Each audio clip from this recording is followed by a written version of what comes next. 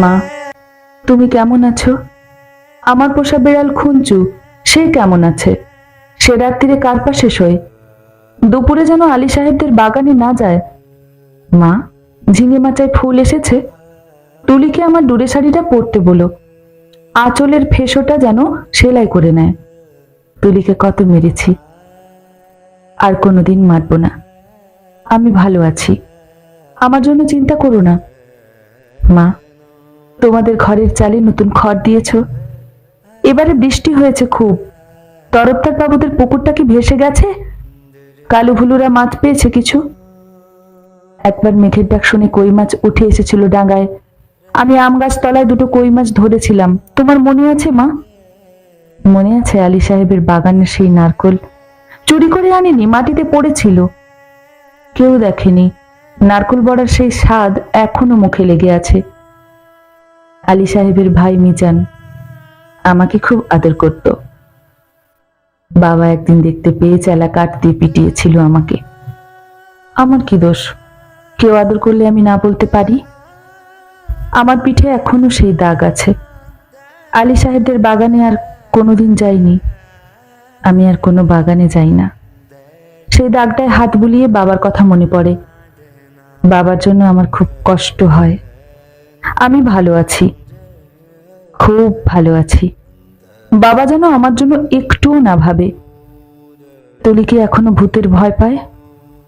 তুলি আর আমি পুকুর ধারে কলা বউ গাছ দেখেছিলাম। সেই থেকে তুলির ফিটের ব্যারাম শুরু হলো। দাদা সেই কলা গাছটা কেটে ফেললো। আমি কিন্তু ভয় পাইনি। তুলিকে কত খেপিয়েছি। আমার আবার মাঝরাত্রে সেই কলা বউ দেখতে ইচ্ছে করে। হ্যাঁ, ভালো কথা। দাদা কোনো কাজ পেয়েছে? নকুরবাবু যে বলেছিল বহরমপুরে নিয়ে যাবে। দাদাকে বলো, ওর ওপর আমি রাগ করিনি। রাগ পুষে রাখলে মানুষের কষ্ট বাড়ে। আমার শরীরে আর দাগ নেই। আমি আর এক ফোঁটাও কাঁদি না। মা, আমি রোজ দোকানের খাবার খাই। হোটেল থেকে দুবেলা আমার খাবার এনে দেয়। মাংস মুখে দিই আর তুলির কথা, কালু ভুলুর কথা মনে পড়ে। তোমাদের গ্রামে পটল পাওয়া যায় না। আমি আলু পটলের তরকারি খাই, পটল ভাজাও খাই। হোটেলে কিন্তু কখনো শাক রান্না হয় না। পুকুর পাড় থেকে তুলি আর আমি তুলে আনতাম কলমির শাক। কি ভালো, কি ভালো, বিনা পয়সায়। কোনোদিন আর কলমি শাক আমার ভাগ্যে জুটবে না। জোর হাওয়া দিলে তাল গাছের পাতা সরসর করে ঠিক বৃষ্টির মতন শব্দ হয়। এই ভাদ্র মাসে তাল পাকে ঢিপ ঢিপ করে তাল পড়ে। বাড়ির তাল গাছ দুটো আছে তো। কালু তালের বড়া বড় ভালোবাসে। একদিন বানিয়ে দিও। তেলের খুব দাম জানি, তবু একদিন দিও। আমাকে বিক্রি করে দিয়ে 6,000 টাকা পেয়েছিলে। তা দিয়ে একটা গরু কেনা হয়েছে তো। সেই গরুটা ভালো দুধ দেয়। আমার মতন মেয়ের চেয়ে গরুও অনেক ভালো। গরুর দুধ বিক্রি করে সংসারে সুসার হয়। গরুর বাছুর হয়, তাতেও কত আনন্দ হয়। বাড়িতে কন্যা সন্তান থাকলে কত জ্বালা। দুবেলা ভাত দাও রে, শাড়ি দাও রে, বিয়ের জোগাড় করো রে। হাবুল, মিজান, শ্রীধরদের থাবা থেকে মেয়েকে বাঁচাও রে। আমি কি বুঝি না? সব বুঝি। কেন আমায় বিক্রি করে দিলে তাও তো বুঝি। সেই জন্য তো আমার কোনো রাগ নেই, অভিমান নেই। আমি তো ভালোই আছি, খেয়ে পড়ে আছি। তোমরাও ওই টাকায় বাড়িঘর সারিয়ে নিও। ঠিক ঠিক। কালু ভুলুকে স্কুলে পাঠিও। তুলিকে ব্রজেন ডাক্তারের ওষুধ খাইও। তুমি একটা শাড়ি কিনো, বাবার জন্য একটা ধুতি, দাদার একটা ঘড়ির শখ। তা কি ও টাকায় কুলোবে? আমি কিছু টাকা জমিয়েছি, সোনার দৌলও গড়িয়েছি। একদিন কি হলো জানো মা?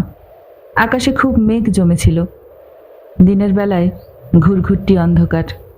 মনটা হঠাৎ কেমন কেমন করে উঠল। দুপুরবেলা চুপি চুপি বেরিয়ে ট্রেনে চেপে বসলাম। স্টেশনে নেমে দেখি একটা মাত্র সাইকেল রিক্সা। খুব ইচ্ছে হলো একবার বাড়িটা দেখে আসি। রথতলার মোড়ে আসতেই কারা যেন চেঁচিয়ে উঠল, কে যায়, কে যায়? দেখি হাবুল শ্রীধরদের সঙ্গে তাস খেলছে দাদা। আমাকে বলল, হারামজাদি, কেন ফিরে এসেছিস? আমি ভয় পেয়ে বললাম, ফিরে আসিনি গো, থাকতেও আসিনি, একবার শুধু দেখতে এসেছি। হাবুল বলল, এটা একটা বেবুষ্য মাগি। কি করে জানলো বলো তো? তা কি আমার গায়ে লেখা আছে? আর একটা ছেলে, চিনি না, বলল, ছি ছি ছি, বদনাম, গায়ের বদনাম। হাবুল রিক্সাওয়ালাকে চোখ রাঙিয়ে বলল, ফিরে যা। আমি বললাম, দাদা, আমি মায়ের জন্য কটা টাকা এনেছি, আর তুলির জন্য। দাদা টেনে এক চড় কষালো আমার গালে। আমাকে বিক্রির টাকা, হকের টাকা, আর আমার রোজগারের টাকা নোংরা টাকা। দাদা সেই পাপের টাকা ছোঁবেও না। ছিনিয়ে নিল শ্রীধর। আমাকে ওরা দূর দূর করে তাড়িয়ে দিল। আমি তবু দাদার উপর রাগ করিনি।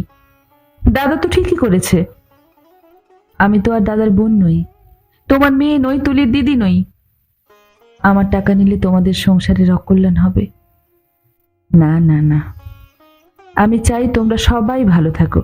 গরুটা ভালো থাকুক, তাল গাছ দুটো ভালো থাকুক, পুকুরে মাছ হোক, খেতে ধান হোক, ঝিঙে মাচায় ফুল ফুটুক। আর কোনোদিন ওই গ্রাম অপবিত্র করতে যাব না। আমি খাট বিছানায় শুই। নীল রঙের মশারি, দোরগোড়ায় পাপোশ আছে, দেওয়ালে মা দুর্গার ছবি, আলমারি ভর্তি কাঁচের গেলাস, বন বন করে পাখা করে, সাবান মেখে রোজ চান করি। এখানকার কুকুরগুলো সারা রাত ঘেউ ঘেউ করে। তাহলেই বুঝেছ কেমন আরামে আছি আমি। আমি আর তোমার মেয়ে নই, তবু তুমিই আমার মা। তোমার আরো ছেলে মেয়ে আছে, আমি আর মা পাবো কোথায়? সেই জন্যই তোমাকে চিঠি লিখছি মা। তোমার কাছে একটা খুব অনুরোধ আছে, তুলিকে একটু যত্ন করো। ও বেচারি বড় দুর্বল, যতই অভাব হোক তবু তুলিকে তোমরা, তোমার পায়ে পড়ি মা। তুমি বাবাকে বুঝিয়ে বলো, তুলিকেও যেন আমার মতো আরামের জীবনে না পাঠায়। যেমন করে হোক তুলির একটা বিয়ে দিও, ওর একটা নিজস্ব ঘর সংসার, একজন নিজের মানুষ।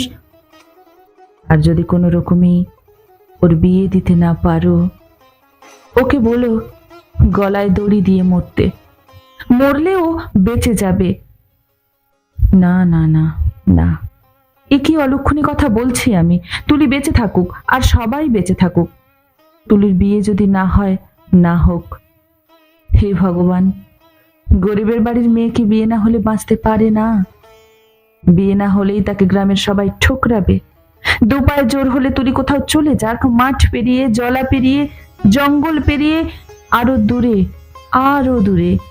যেদিকে দু চোখ যায় এমন জায়গা নিশ্চয়ই কোথাও আছে, কোথাও না কোথাও আছে, যেখানে মানুষরা সবাই মানুষের মতন, আঁচড়ে দেয় না, কামড়ে দেয় না, গায়ে ছ্যাঁকা দেয় না, লাথি মারে না। যেখানে একটা মেয়ে শুধুই মেয়ে নয়, মানুষের মতো বাঁচতে পারে। মা, তুমি আমার মা। আমি হারিয়ে গেছি তুলিকে, তুলি যেন আমার মতো না হয়।